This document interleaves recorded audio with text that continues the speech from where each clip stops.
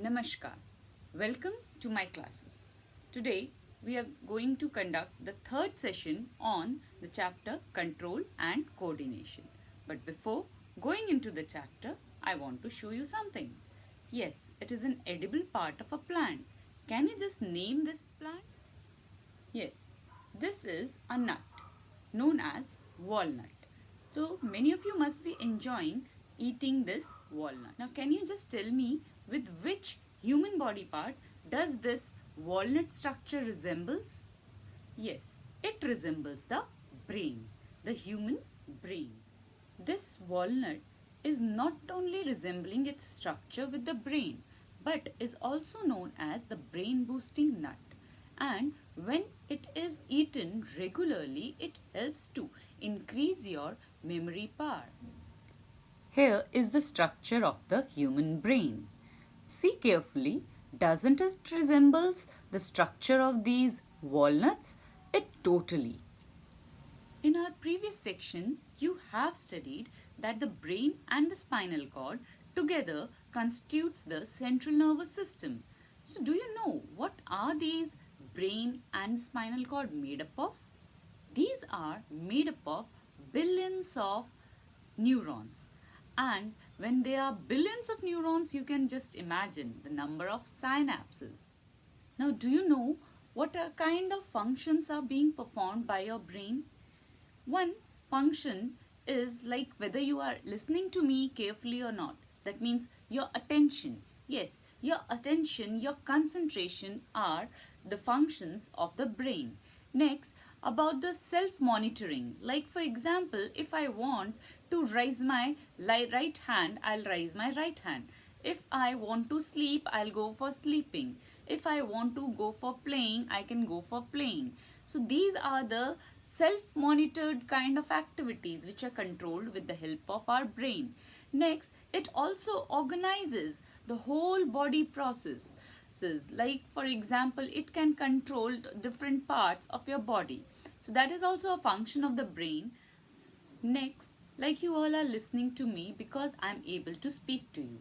When I am speaking, that speech is also being guided with the help of our brain.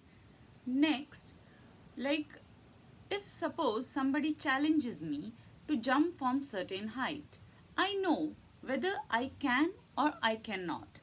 So this is a limitation which I am aware of, and this awareness is because of my brain. The limitations, my abilities, my limitations all are being told by my brain. Now let us study a bit detail about the structure of this brain, and as because this is a very soft structure, so it should be provided with some additional protection.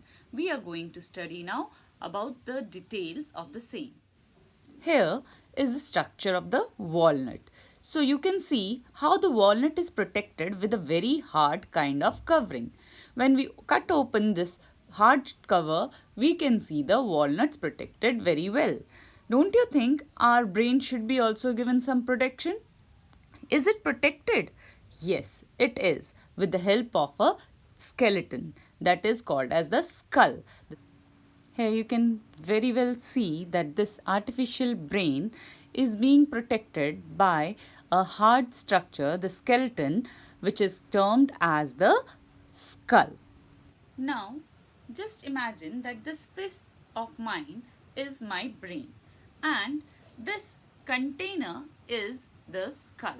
So, the brain is being protected with the help of the skull, and even if somebody will hit it, the brain remains not yet damaged. Now, many a times you all must be moving your head this way or that way. So, don't you think that the brain, which is the soft tissue, is hitting the walls of the skull? And is it not causing damage to the brain? Yes, it may cause. So, is there a solution? Yes, of course, there is a solution. There is a cerebrospinal fluid, a fluid-like material known as cerebrospinal fluid present inside this skull. And that cerebrospinal fluid doesn't allows your brain to hit the walls of the skull. This fluid acts as a shock absorber, and the brain keeps floating in this fluid-like substance called as cerebrospinal fluid and prevents it from the further damage by getting hit with the skull wall. Here is the structure of brain. The brain is primarily divided into forebrain, midbrain and hindbrain. So let us discuss the first of all forebrain, which is also known as the cerebrum. You all can see in this diagram that the cerebrum has been divided into two parts, the right half and the left half. Both are having different functions. We will discuss about those functions later on. These right and left halves of the cerebrum are also connected. These are connected with this thick band of nerves known as the corpus callosum. Now let us have a look on this structure of cerebrum. You can see that it has many foldings or wrinkle-like structure. These wrinkles are nothing else but present for increasing the surface area of the brain. More surface area means more neurons. More neurons simply means more intelligence. Here, let us have a brief understanding about the parts of the cerebrum. The cerebrum has been broadly classified into different areas or different lobes. They are frontal lobe, parietal lobe, temporal lobe and the occipital lobe. Now, if we go to the functions, particular functions performed by the cerebrum. Now, it helps or it performs the function of interpretation. Interpretation are of touch, the vision, hearing ability, as well as the speech. It also performs the function of reasoning, emotions, learning, and even the fine control of the movements. Being more precise about the function of different lobes of the cerebrum, I would say the frontal lobe. Frontal lobe controls the problem solving ability. It has the problem solving ability. It controls the attention you have, whether you are attentive or not, that is being controlled with this frontal lobe. You have the intellectual properties or activities with the help of this frontal lobe, and also the behavior as well as the muscular movements. Moving ahead, after this frontal lobe, at this region is the parietal lobe. This parietal lobe region can control pain, pressure and your visual functions. These functions are being controlled by the parietal lobe. Further, just above your ears, at this region, there is a lobe called as the temporal lobe.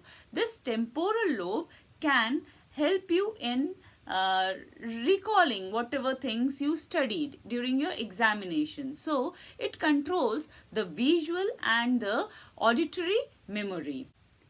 And at this region, the back of your cerebrum, lies the occipital lobe. Now, many times you must have tried to read out what is written in the banners when you are traveling through a bus, and you are even able to, tell in which color it was written. So this capacity of reading out the words and noting the color even during the movement is controlled with the help of occipital lobes. Here in this structure you can clearly see the rest of the two parts of the brain, that is the midbrain and the hindbrain.